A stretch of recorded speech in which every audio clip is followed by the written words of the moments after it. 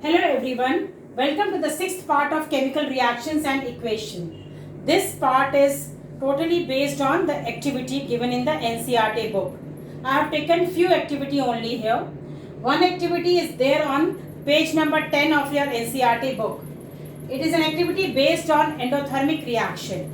In this reaction, you have to take 2 grams of barium hydroxide. You may take the hydrated one also, and thoroughly mixed with the 1 gram of ammonium chloride.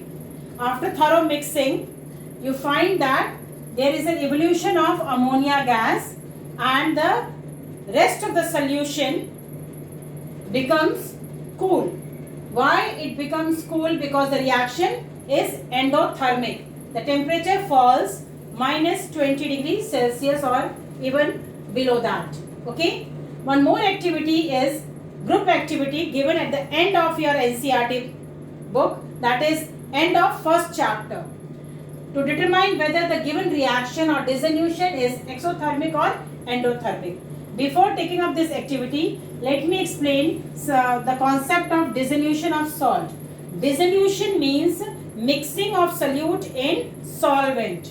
Okay, some salts when mixed in solvent like water, the temperature falls. The temperature of the solution falls.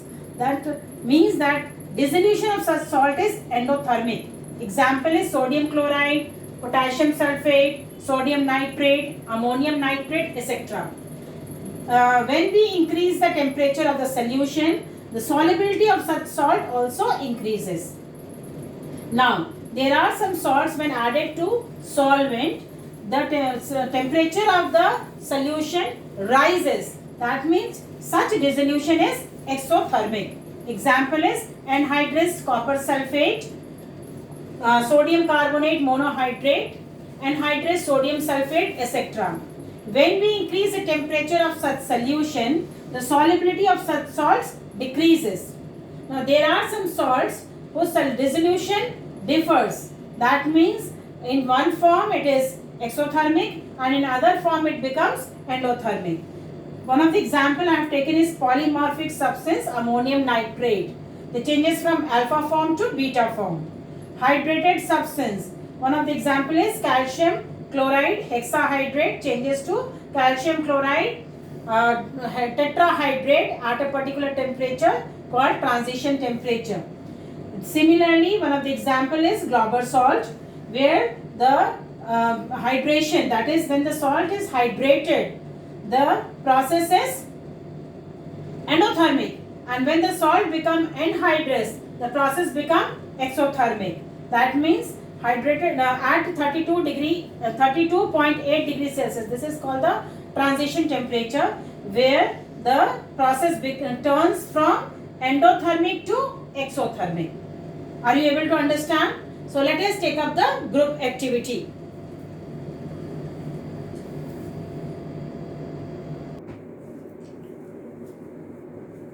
Group activity given at the end of first chapter shows that there are 4 beakers. First one containing 25 ml of water plus potassium sulfate, 25 ml of water plus ammonium nitrate, 25 ml of water and anhydrous copper sulfate, and in the fourth beaker aqueous solution of copper sulfate in which iron dust or nail is added. Now when we go through these 4, we just studied which salt's dissolution is exothermic and which salt dissolution is endothermic. We have taken the example of potassium sulfate under endothermic salt dissolution. So this will result into endothermic reaction. Similarly, ammonium nitrate, its dissolution is endothermic process. So this beaker also there will be fall in temperature. The temperature of solution falls. Okay. Now in case of anhydrous copper sulfate, we have observed just now that it is a salt whose dissolution is exothermic. So the solution here, the temperature rises, indicating that the reaction is exothermic, or confirming by the experiment that the reaction is exothermic. Similarly, when we add Rn to copper sulfate solution, the temperature rises, indicating that the single displacement reactions are exothermic. So what is the result drawn? Dissolution of salt may be exothermic or endothermic. Like in beaker A and in beaker B, it is endothermic. In beaker C, it is exothermic. So dissolution of salt may be exothermic or endothermic. But single displacement reaction are exothermic in beaker D.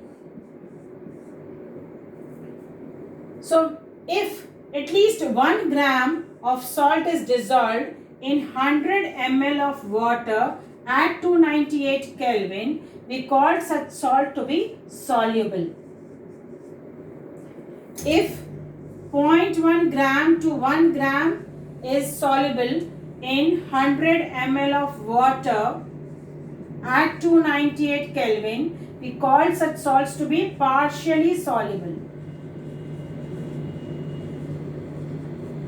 And if it is less than 0.1 gram in 100 ml water at 298 Kelvin, we call such salt to be insoluble salt. So able to understood these two activity? One was based on endothermic process only, and the group activity is showing that some salts dissolution is endothermic as well as exothermic, whereas single displacement reactions are exothermic in nature.